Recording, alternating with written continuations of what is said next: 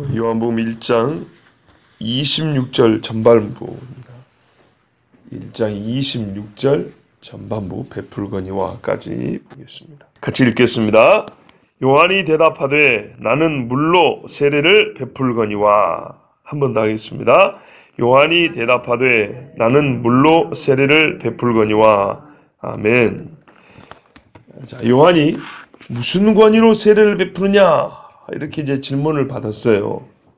근데 대답을 보면 즉답을 피했어요. 무슨 권위로 이렇게 세례하냐 그러면은 나는 이런 권위다 이렇게 말해야 되는데 네가 그리스도도 아니고 엘리야도 아니고 그 선지자도 아니고 그러면 아무리 봐도 세례를 줄 권한이 없는데, 물론 이 세례가 메시아가 우리에게 주실 죄사함과 상관이 있는 세례이기 때문에 세례 줄 권한을 물어볼 때 그리스도, 메시아, 또 메시아 앞에 온다는 엘리야, 그리고 사실상 메시아를 가리키고 있는 그 선지자를 물어본 겁니다. 그냥 물에 들어갔다 나오는 정결을 의미하는 그런 예식으로서의 이 세례는 제사장이 할 수 있는 겁니다. 원래 유대교에서 하는 거는 세례 요한이 제사장 집안 제사장이기 때문에 본인 신분이 할 수 있는 건데, 그런 의미의 세례가 아니고 복음적인 세례란 말이에요. 쉽게 말하면 복음적인 세례, 메시아가 오면은 준다 하는 그 세례를 지금 네가 하고 있는데, 네 말은 그리스도도 아니고 엘리야도 아니라 그랬으니까 이 세례를 주면 안 되잖아. 그럼 너는 도대체 무슨 권위로 메시아가 오면은 줄 수 있는 세례를 네가 지금 주고 있냐? 제사장으로서 우리도 하는, 자기들도 제사장이니까요. 그런 물에다 담겼다가 꺼내는 세례 같으면은 이해하겠는데, 네가 도대체 무슨 권위로 이렇게 하느냐 할 때, 사실 내가 아까 말 안 했는데 내가 엘리야다 이러면 될 거를 그렇게 말을 안 하고요. 대답을 안 해요. 그냥 뭐라 하냐면 권위를 물어봤는데 나는 물로 세례를 준다고 세례의 수단만 얘기를 해요. 권위 얘기를 안 하고. 그죠? 그리고 뭐라 하냐면 26절 다 읽어보면 너희가 알지 못한 한 사람이 있는데 27절에 나는 그 사람 신발끈 풀기도 감당하지 못하겠다. 그 사람은 누구냐? 이 사람은 누구죠? 예수님이죠. 근데 예수님에 대하여 뭐라 그러냐면 불과 성령으로 세례를 주는 분이다. 이렇게 말을 한 적이 여기 있습니까? 요한복음에? 요한복음에는 그런 말씀이 없죠. 그죠? 우리가 지금 읽은 적이 없죠. 예. 그런데 다른 복음에 보면 이제 그렇게 나와 있죠. 아마 여기서 이제 그 말이 더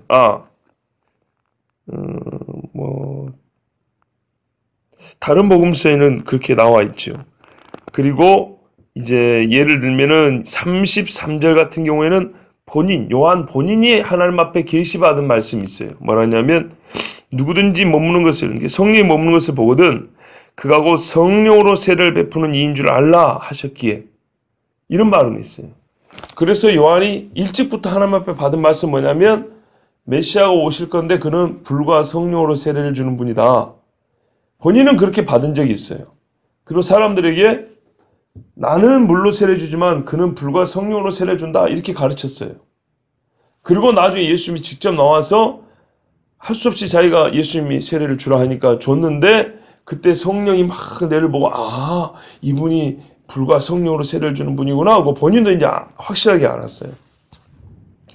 하여튼 요한복음에 드러나 있는 것은 아니지만 다른 복음서 마태복음이나 누가복음 보면 예수님은 불과 성령으로 세례를 주는 분이다. 이제 이렇게 해서 결국에는 요한이 끝내 내가 무슨 권위로 세례를 준다고 그 물음에는 대답을 안 했다는 겁니다. 그렇죠? 이것이 오늘 우리가 좀 생각해 봐야 될 말씀입니다. 그러니까는 권위를 물어보는 질문에 자기가 가진 권위에 대해서는 대답을 안 하고 나보다 더 큰 권한과 능력을 가진 이가 내 뒤에 온다.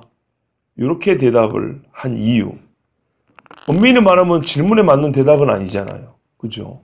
근데 왜 이렇게 대답을 했을까? 그리고 왜 이게 대답이 되는가? 묻는 말에 대답이 되는가죠. 만약에 대답이 된다면 이 말이 이런 뜻이어야 되죠. 나 말고 진짜 세례자가 온다. 내가 주는 세례는 너무 걱정할 필요 없어. 그냥 하나의 모형 정도.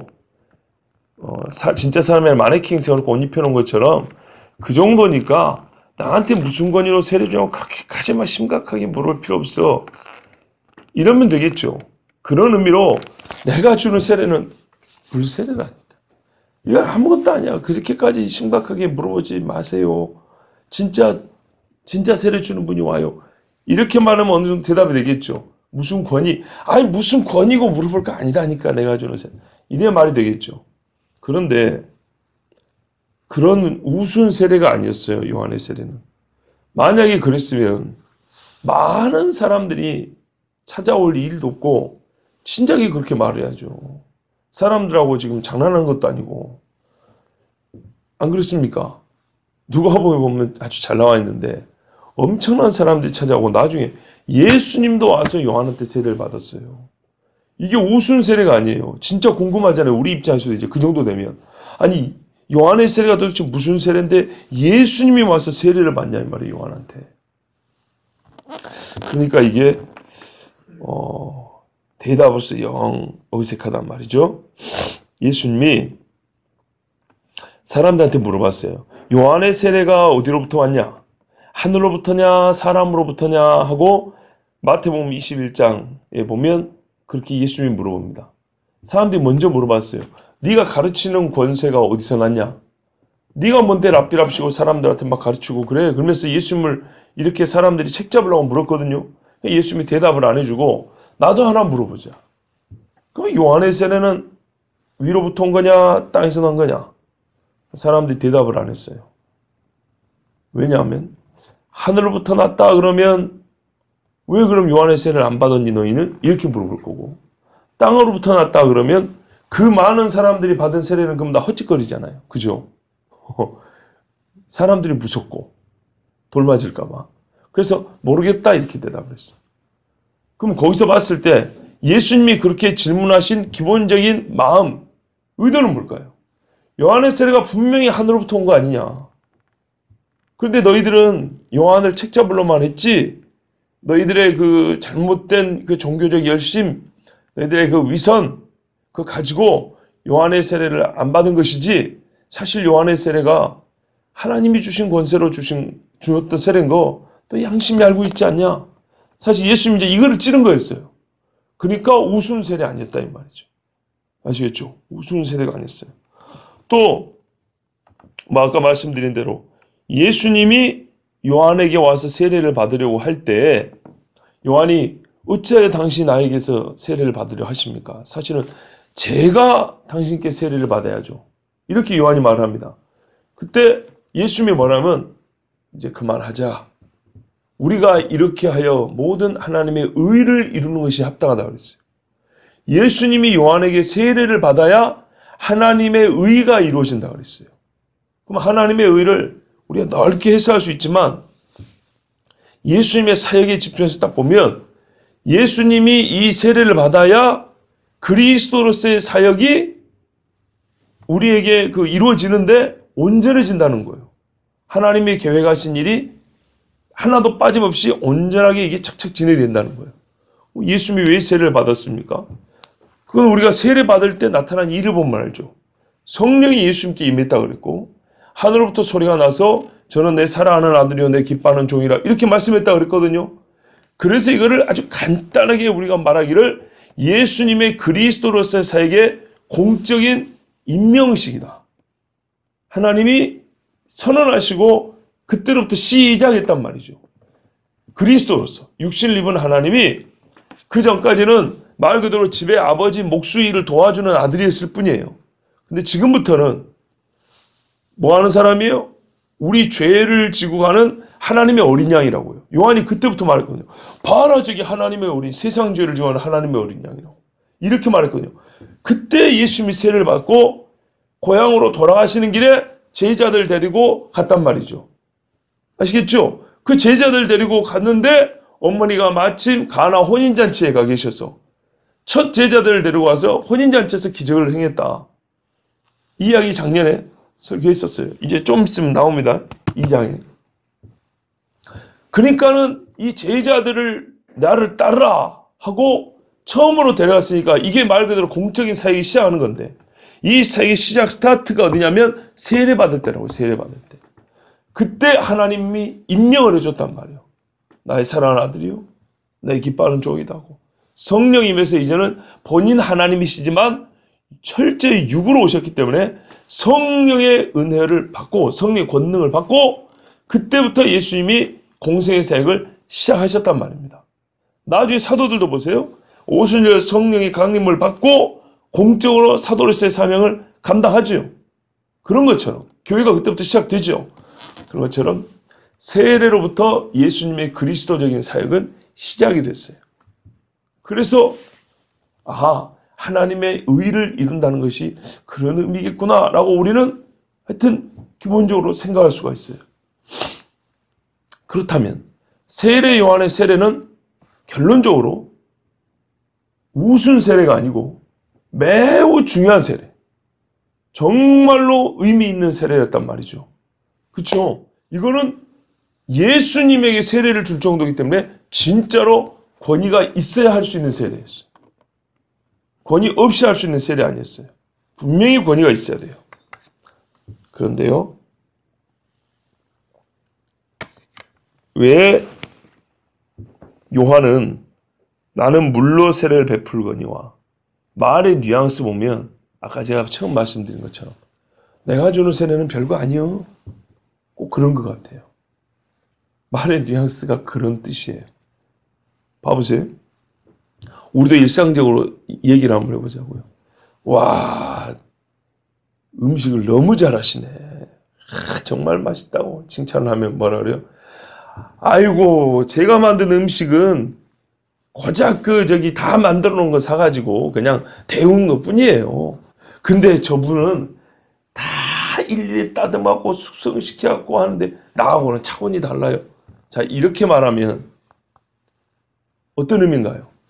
자기가 하고 있는, 즉 내가 만든 음식에 대하여 스스로 아주 겸손한 자세이면서 정말 그렇게 대단한 거 아니라고 그렇게 말하는 것이죠. 그러니까 요한이 지금 그런 뜻이라고요. 그러니까 여기에 상당히 여러 개가 꼬여 있어요. 다시 정리를 해드릴게요.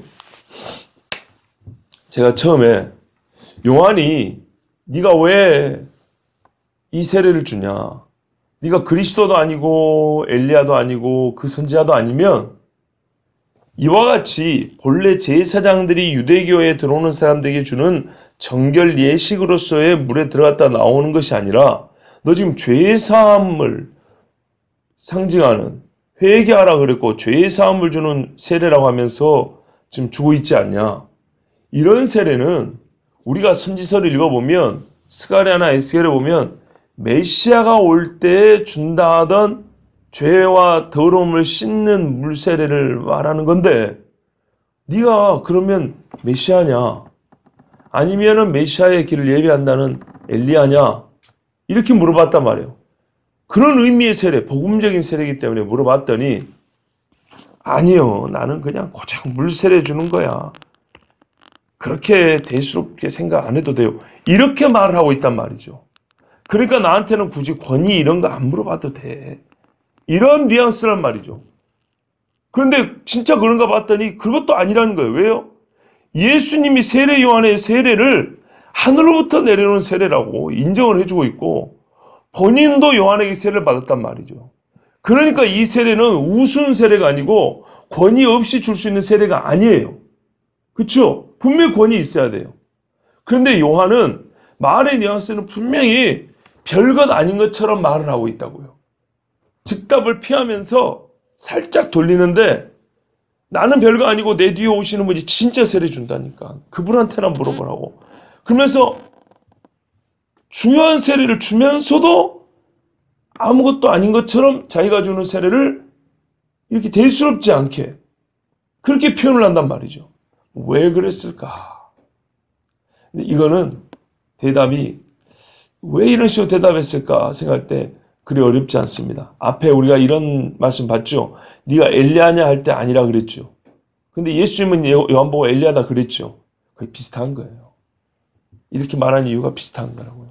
이 사람들의 속을 알기 때문에 이렇게 돌려 말한 거예요. 기다고 해도 문제가 될 거고 아니라고 해도 문제가 될 거고. 예수님이 나중에 사람들하고 논지한 거 다시 한번 생각해 보세요. 요한의 세례가 하늘로부터 왔냐 땅으로부터 났냐 하면 하늘로부터 왔다 그러면은 너희는 왜 세례 안 받았냐.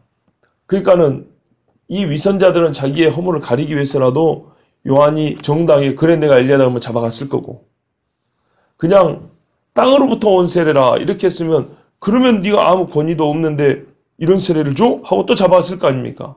그러니까 요한이 권위에 대한 대답을 안 하고 이렇게 돌려서 당신들이 그렇게까지 주목하고 나한테 신경 쓸 만한 세례는 아니요. 나는 고작 물로 주는 세례일 뿐입니다. 의미가 있지만 의미가 약한 것처럼 이렇게 살짝 돌려서 말했다고요. 예수님이 와서 세례 받기 전까지는 요한은 계속 사람들에게 세례를 줘야 되고 끝내 예수님께 세례를 줘야 되기 때문입니다.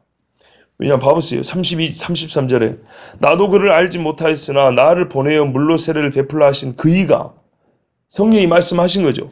나에게 말씀하시되 성령이 내려서 누구 위에든지 머무는 것을 보거든 그가 곧 성령으로 세례를 베푸는 이인 줄 알라 하셨기에, 결국에는 자기가 누구한테 세례 줘야 돼요? 나를 보내어 물로 세례를 베풀라 하신 그이가 나에게 말씀하시되 하면서 가르쳐 줬어요. 예수님이 올 때까지, 예수님을 보기까지 나는 지금 이 일을 계속 해야 된다고. 그런데 여기서 묻는 말에 즉답을 해버리면 이 유대로부터 온 사람들은 결국에는 요한을 잡아갈 거라 이 말입니다. 하늘로부터 받은 권위로 한다. 그러면 시기하여서 잡아갈 것이고, 사람으로부터 온 세례다 하면 너는 권위가 없는데 이런 일을 했으니까 너는 불법이다 하고 잡아갈 것이고, 그래서 묻는 말에 즉답을 피하면서 결과적으로는 어떻게 해요? 예수님이 주실 세례를 부각시켜서 알려주고 있다 이런 말입니다. 자, 아시겠죠? 제가 말을 어렵게 하려는 게 아니고 요한이 지금 말을 꼬아서 하고 있는 거예요. 이렇게 꽈배기처럼 비틀어서 이렇게 하고 있어요. 그거를 제가 오히려 곱게 펴서 지금 말씀을 전하는 겁니다. 결과적으로 요한의 말은 이렇게 생각해 볼 수 있습니다. 자기가 세례 줄 권위가 없다고 시인하는 것이 아니라 권위가 있다고 말하는 겁니다. 봐보세요. 나는 물로 세례를 주거니와 준다잖아요. 나는 물로 세례를 줄 권위는 있다라고 말하는 거잖아요. 그 안에. 그죠? 그런데 나 뒤에 오는 분에 비하면 참 이건 보잘것없는 세례라고 말하는 겁니다. 요한의 표현을 제가 좀 다르게 좀 이해하기 좋게 말을 좀 풀어갖고 얘기해 볼게요. 그렇다 나는 물로 세례를 준다. 줄 수 있는 사고 세례가 의미하는 바대로 그 효력이 세례받는 자에게 주어진다. 나는 이를 부인하지는 않는다. 다만 당신들이 묻는 질문은 물로 세례를 주는 나에게 적절하지 않다.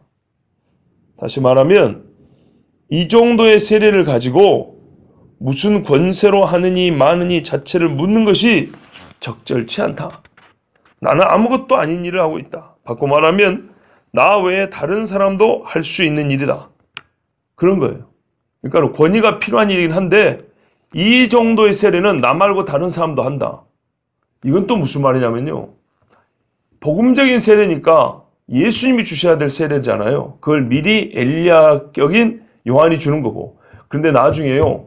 예수님이 사역하실 때 예수님이 제자들을 시켜서 오는 사람들에게 세례를 줍니다.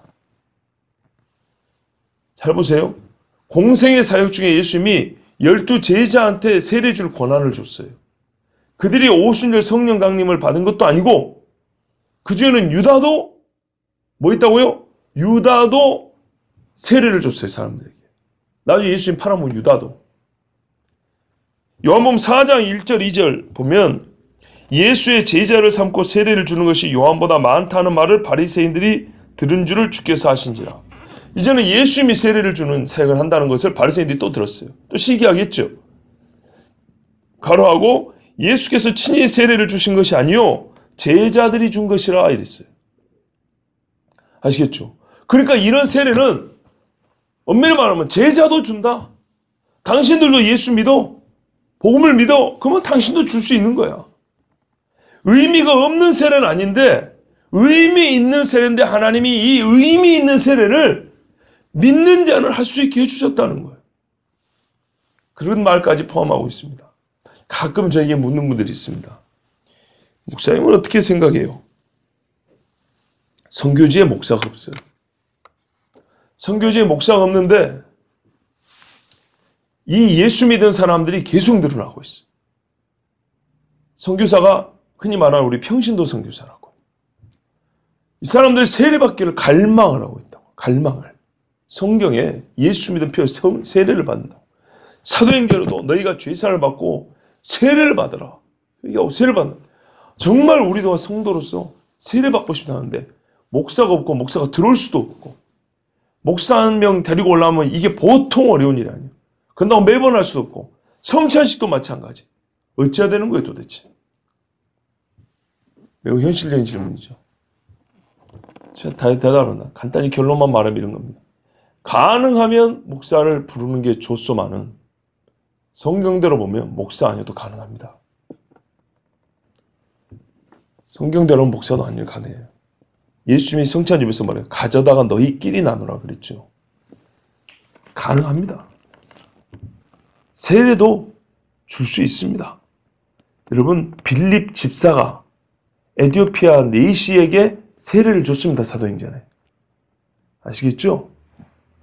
그러나 그런 식으로 계속 해버리면 우리같이 이렇게 조직된 교회에서 그런 식으로 해버리면 그거야말로 이제 마귀가 틈타기 좋습니다. 무분별하고 권위와 질서가 아주 흐트러질 가능성이 큽니다. 은혜로운 행사를 하는, 우리가 일을 행사라고 하잖아요. 어떤 의식이 아니라 은혜로운 일을 하다가 오히려 그 은혜를 망치는 시험이 될 수 있고 마귀에게 틈을 줄 수 있기 때문에 우리는 그렇게 하면 안 됩니다. 안 된다기보다는 지혜로운 자들은 되도록 그렇게 안 하려고 할 겁니다. 조직된 교회에서는. 그러나 그와 같은 경우에는 성경대로 하면 할 수 있습니다. 그래서 목숨 걸고 목사 수백만 원, 돈도 없는데 수천만 원 가져다가 목사 한 사람 데려오는데 그렇게 힘쓰지 말고 정말 그렇게 간절히 구하는 사람 하시라. 이런 경우 있어요. 우리 또 그렇죠. 아주 급하게 고추고 가는 사람인데 예수 믿어요. 예수 믿는데 나 정말로 세례받고 죽고 싶어. 한국 같은 경우는 그래 안 해야 됩니다. 되도록. 그런데 우리 말은 그런 오지의 말이죠. 지금도 우리 한국에도 오지에 그런 분들이 있고 교회가 없는 아주 조그만 섬 같은 경우에 목사를 데리고 올 수가 없어요. 입장은 똑같은 겁니다. 그때 성경에 보면 세례, 성찬 가능합니다. 고린도 교회도 이게 문제였거든요. 성찬하는데 옛날에는 말 그대로 식사했어요. 많이 먹었어요. 여러분들 떡 뜯어 드실 때 사실 이만큼 드지 마시고 많이 뜯어 드셔도 돼요. 남이 먹을 것만 남겨놓으시면 돼요. 근데 고린도 교회가 뭐가 문제냐면 좀 잘 사는 사람, 못 사는 사람이 있는데 각기 집에서 빵과 포도주를 갖고 왔거든요. 그래서 같이 펼쳐놓고 저녁에 같이 성찬하면서 하나님을 찬송하면서 그렇게 하루를 마쳤어요. 새벽에 모셔 기도하고 오늘도 하나님의 사람으로 살겠습니다. 우리는 도둑질하지 않냐고 음란하지 않냐고 주님 모시면 기도하면 이렇게 기도하고 하루 시작하고 새벽 기도가 한국 거 아닙니다. 초대교회 문헌들에 보면 옛날 초대교회 이방에 있는 초대교회들도 새벽에 모여서 같이 기도하고 하루 시작하고 그랬어요. 오후에 끝마치면 또 교회로 왔어요. 일반은 그때는 가정교회죠. 교회 와가지고 성찬하면서 주의 주신 몸과 피를 나누면서 하나님께 찬송하고 하루 마치고 그랬어요. 그런데 봐보세요. 지금도 그렇지만 잘 사는 사람들이 일이 빨리 끝나요. 좋은 포도주에 비싼 먹음직한 빵을 갖고 있겠죠. 그거 가져와가지고 다른 성도들 오기 전에 저희들끼리 퍼먹고 배부르고 술 취해가지고 자빠져 있는 거예요. 그러니까는 성찬 자체가 금지된 게 아니었다 그 말이에요. 문제는 그런 식으로 해가지고 성찬이 어떻게 돼요? 오히려 욕되게 돼버렸어요. 주의 죽으심을 주가 오시는 날까지 기념하는 거라는데 주의 죽으심이 어디 있어요? 그런 짓을 그렇게 하는데. 자기들 돈 많이 있고 잘 먹고 잘 산다는 과시하는 것뿐이지 오히려 교회가 방탕해질 위험이 있죠. 그래서 고린도 교회에 바울이 다시 가르쳐 준 거라고요. 성찬은 그런 게 아니다. 내가 주께 받은 바 말씀이 이러하니 주 예수께서 잡히시던 날 밤에 이러면서 다시 가르쳐 준 거예요. 아시겠죠? 그러니까 성경대로 하면 목회자 아니어도 성찬이나 세례 줄 수 있습니다. 할 수 있습니다. 그러나 그렇다고 막 해버리면 어떻게 된다고요? 오히려 은혜의 수단이 방탕에서 바뀐다. 우리 베드로서도 봤죠. 너희가 하나님의 은혜를 방탕으로 바꾼다는 딱 그렇게 쓰기 좋은 거예요. 그러니까 우리는 그렇게 하지 않고요. 이제 선교지에 그렇게 어려운 데는 그럴 수 있다 이 말입니다. 마찬가지로 예수님이 그 표현하자면 보잘것없는 제자들 이 1장에서 4장이니까 예수님 사역 초기예요. 사역 초기인데 사람들이 이제는 요한도 잡히고 예수님 앞에 막 달려올 때 이들이 주여 내가 믿습니다 하면 제자들을 시켜서 저 강에서 세례를 줘라 이렇게 했단 말이죠.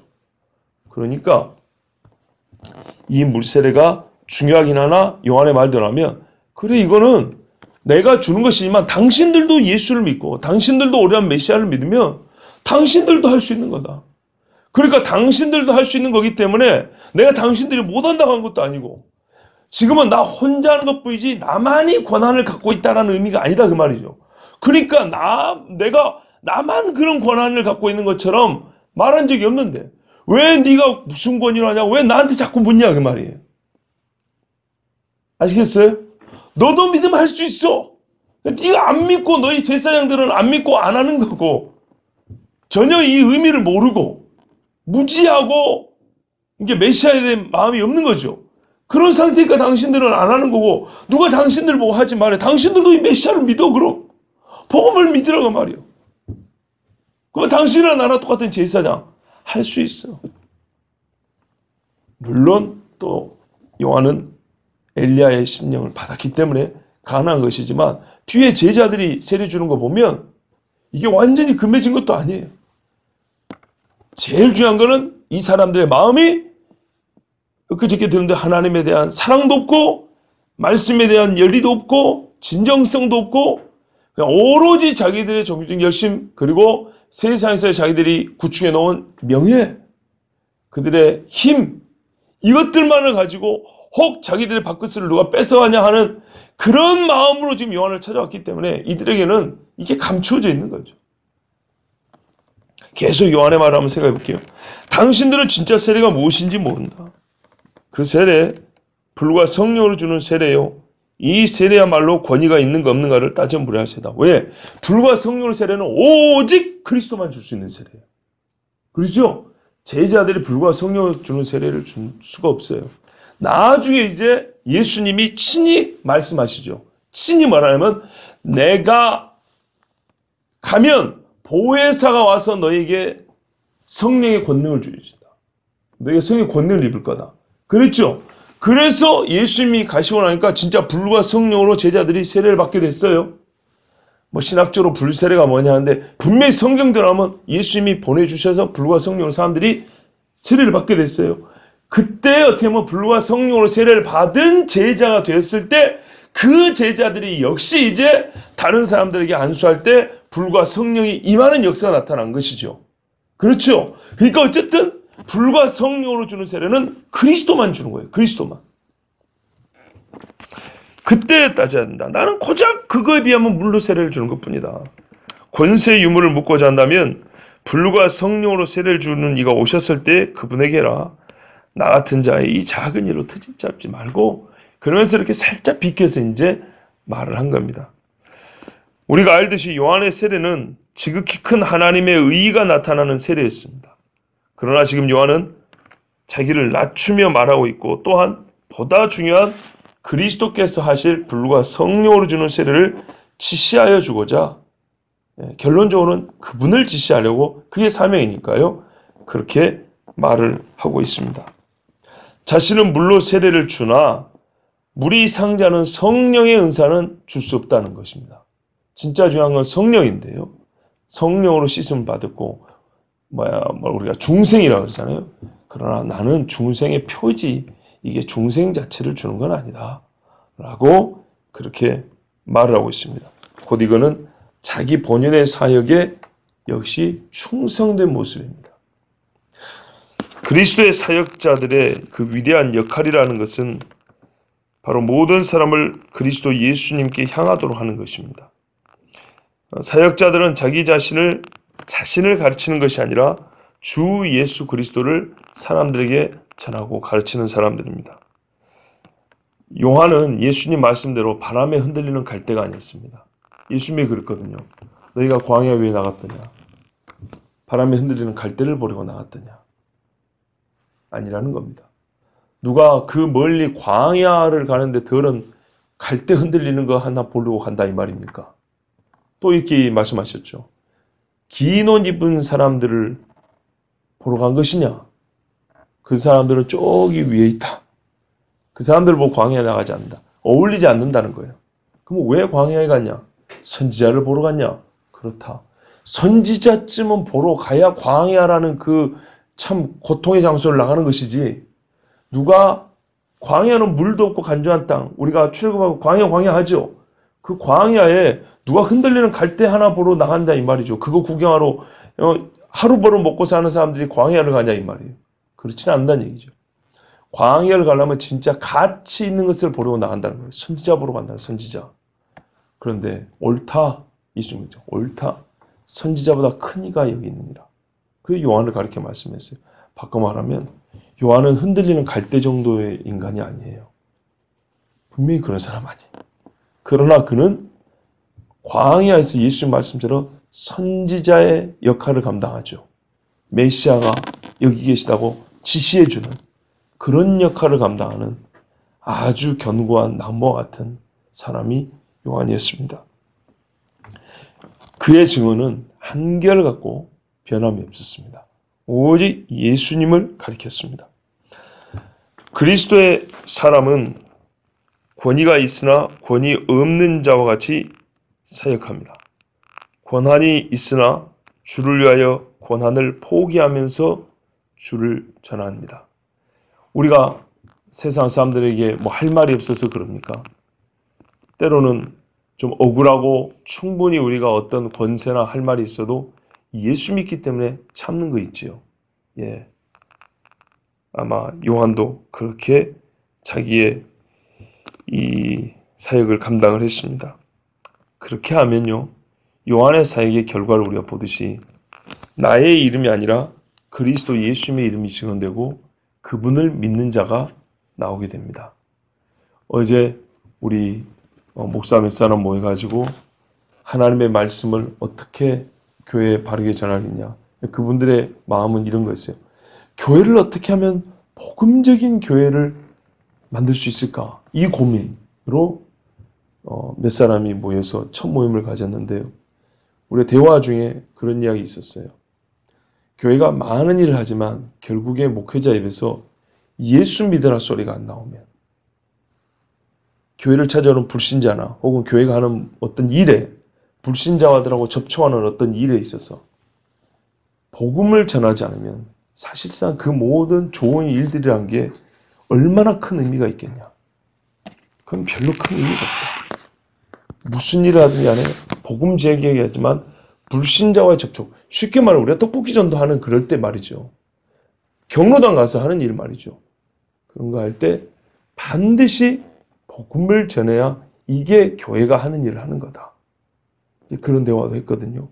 예, 우리의 선배 요한은 자기가 매우 훌륭한 일을 하면서도 혹 그에 대한 대답이 그리스도를 가리고 자기를 내세우는 게 될까봐 오히려 자기를 낮추면서 이렇게 돌려가면서 사람들을 예수님께로 인도하는 아주 바르고 일관성 있고 지혜로운 그리고 겸손한 또는 한편으로는 담대한 그런 사역을 감당했습니다. 이거는 우리식으로 말하는 목회자들에게 1차적으로 참 들렸으면 좋을 이야기지고 저 역시도 본받아야 되겠지만 모든 그리스도인들은 반드시 요한과 같은 사명을 가지고 있기 때문에 요한처럼 그렇게 그리스도를 증언하는 사람들이 되어야 합니다. 그러면 말 그대로 그리스도를 믿는 사람이 나옵니다. 당신 예수 믿는데 참 잘 믿는다고 박수 치고 나한테만 박수 치고 끝나는 게 아니라 나를 통하여 그리스도를 믿는 사람이 나옵니다. 그렇게 되기를 축복합니다.